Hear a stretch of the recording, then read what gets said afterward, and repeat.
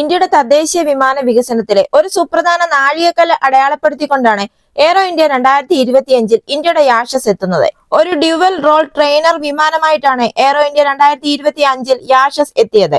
പരിശീലനത്തിനും ലഘുയുദ്ധ ദൗത്യങ്ങൾക്കും അനുയോജ്യമായതും താങ്ങാനാവുന്നതുമായ വിലയിലുള്ളതുമായ ഒരു സായുധ വകഭേദമായിട്ടാണ് ഇന്ത്യ യാഷസിനെ രൂപകൽപ്പന ചെയ്തിരിക്കുന്നത്. അതായത് അന്താരാഷ്ട്ര വിപണി ലക്ഷ്യമിട്ട് ഇന്റർമീഡിയറ്റ് ജെറ്റ് ട്രെയിനർ 36 അഥവാ IJT-36 യാഷസിനെ ഒരു സായുധ വകഭേദമായി ഇന്ത്യ ഇപ്പോൾ അവതരിപ്പിച്ചിരിക്കുകയാണ്. കുറഞ്ഞ തീവ്രതയുള്ള പ്രവർത്തനങ്ങൾക്കായി ചെലവ് കുറഞ്ഞ കോമ്പാക്ട് ട്രെയിനർ തേടുന്ന രാജ്യങ്ങളെ ലക്ഷ്യം വെച്ചാണ് ഇപ്പോൾ ഇത് ഇന്ത്യ നിർമ്മിച്ചിരിക്കുന്നത്. ഇന്ത്യയുടെ ഹിന്ദുസ്ഥാൻ എയറോനോട്ടിക്സ് ലിമിറ്റഡിന്റെ ഒരു നീക്കമാണിത്. ഹിന്ദുസ്ഥാൻ ജെറ്റ് ട്രെയിനർ സിതാര എന്നറിയപ്പെട്ടിരുന്ന വിമാനത്തിന്റെ ഗണ്യമായ ഒരു നവീകരണത്തെ തുടർന്നാണ് ഇപ്പോൾ യാഷസ് എത്തിയത്. ആധുനികവൽക്കരിച്ച കോക്പിറ്റ്, നൂതന ഏവിയോണിക് സംവിധാനം, അതുപോലെ തന്നെ ഇന്ത്യയുടെ തദ്ദേശീയ ഘടകങ്ങളുടെ ഉപയോഗം എന്നിവ മാറ്റം വരുത്തിയാണ് യാഷസിനെ പുറത്തിറക്കിയിരിക്കുന്നത്.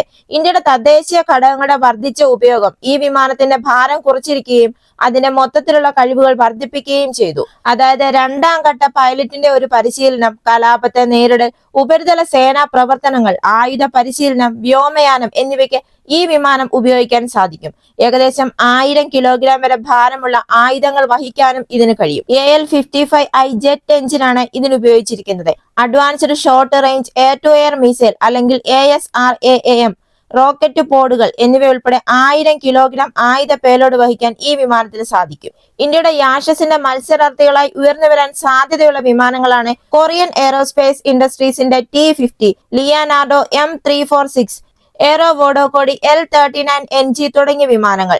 ഈ വിമാനങ്ങളിൽ നിന്നെല്ലാം യാഷസിനെ വേറിട്ട് നിൽക്കുന്നത് ഇതിന്റെ വിലയും അതുപോലെ തന്നെ നമുക്ക് ആവശ്യമുള്ള രീതിയിൽ ഇതിനെ ഉപയോഗിക്കാൻ സാധിക്കും എന്നതുമാണ്. അതായത് ആവശ്യമുള്ള സമയത്ത് ഒരു ലൈറ്റ് കോമ്പാക്ട് വിമാനമായി മാറാൻ കഴിയുന്ന ഒരു ഡ്യുവൽ റോൾ ട്രെയിനർ എന്ന നിലയിലാണ് ഈ വിമാനത്തിനെ HAL അവതരിപ്പിച്ചിരിക്കുന്നത്.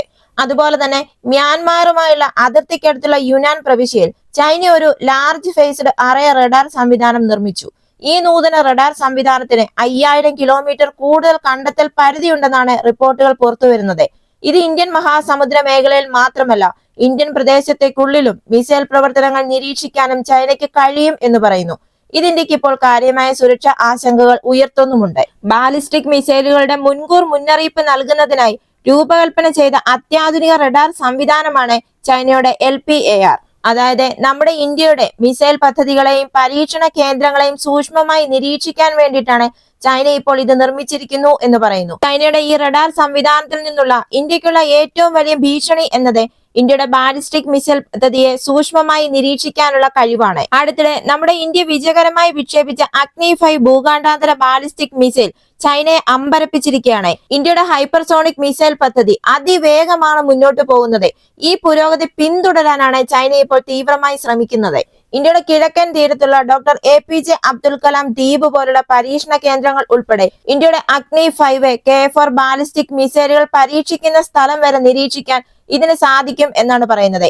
ഈ റഡാർ സംവിധാനം ചൈനയുടെ ബാലിസ്റ്റിക് മിസൈൽ നിരീക്ഷണ ശേഷി വർദ്ധിപ്പിക്കുന്നു. അതായത് നമ്മുടെ ഇന്ത്യയുടെ മിസൈൽ പ്രവർത്തനങ്ങൾ നിരീക്ഷിക്കുന്നതിനും പ്രതിരോധിക്കുന്നതിനും ഈ LPAR നിർണായക പങ്ക് വഹിക്കും എന്നാണ് വിദഗ്ധർ അഭിപ്രായപ്പെടുന്നത്. അതുപോലെ തന്നെ നമ്മുടെ ബാംഗ്ലൂർ ആസ്ഥാനമായുള്ള ഒപ്റ്റിമൈസ്ഡ് ഇലക്ട്രോടെക് ഇന്ത്യയിലെ ആദ്യത്തെ 5th ജനറേഷൻ AI ട്രൈവൺ ഇമേജിംഗ് സീക്കർ എന്ന നിലയിൽ ഹാർപി സൈറ്റ് പുറത്തിറക്കിയിരിക്കുകയാണ് ഇപ്പോൾ. ഇതുപയോഗിച്ച് തത്സമയം തന്നെ ലക്ഷ്യങ്ങൾ വേഗത്തിലും കൃത്യമായും കണ്ടെത്തുന്നതിനും തിരിച്ചറിയുന്നതിനും ട്രാക്ക് ചെയ്യുന്നതിനും സാധിക്കും. ഇതിനുവേണ്ടി വിപുലമായ AI അൽഗോരിതങ്ങളാണ് ഇതിൽ ഉപയോഗിച്ചിരിക്കുന്നത്. തത്സമയ AI പവേർഡ് ടാർഗറ്റ് ഡിറ്റക്ഷന്, അഡ്വാൻസ്ഡ് ഗൈഡൻസ്, അതുപോലെ തന്നെ മൈക്രോ മിസൈലുകളായും ആളില്ല ആകാശ വിമാനങ്ങളായും അതായത് UAVകളായും തടസ്സമില്ലാതെ ഇതിനെ സംയോജിപ്പിക്കാൻ സാധിക്കും.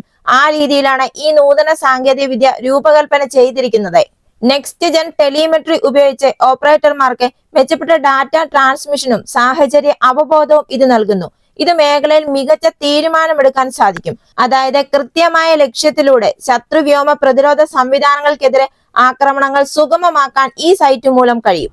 ഇതുപോലുള്ള പ്രതിരോധ വാർത്തകൾക്ക് വേണ്ടി മറക്കാതെ ഈ ചാനൽ ഒന്ന് സബ്സ്ക്രൈബ് ചെയ്യുക.